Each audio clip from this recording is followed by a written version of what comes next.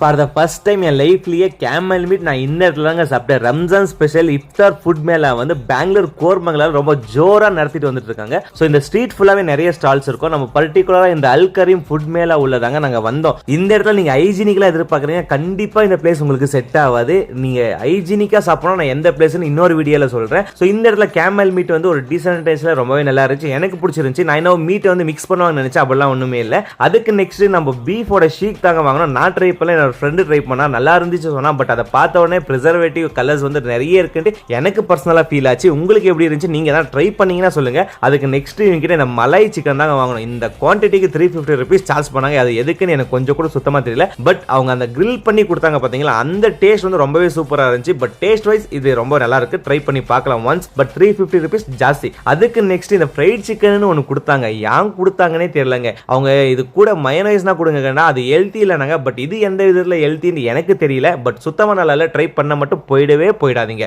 அதுக்கு நெக்ஸ்ட் இவங்க நிறைய டெசர்ட்ஸ் இருந்துச்சு. இது கொஞ்சம் பார்க்க யூனிக்கா இருந்துச்சு. இந்த டெசர்ட்டை வாங்கணும், பேரு எனக்கு தெரியல. பட் இது சாப்பிட்டு பார்த்தா போக தாங்க தெரியுது, ரசகுல்லா மேல சும்மா டாப்பிங்ஸ் மாதிரி பண்ணி வச்சிருக்காங்க. இதுக்கு 200 rupees சார்ஜ் பண்ணாங்க. கண்டிப்பா நீங்க போய் ஸ்கேம் ஆகாதீங்க. நீங்க நிறைய ஸ்டால் அஃபோர்டபுளான பிரைஸ்லயும் இருக்கு, நிறைய ஸ்டால் ஓவர் பிரைஸ்லயும் இருக்கு. பார்த்து சாப்பிடுங்க. Thank you so much.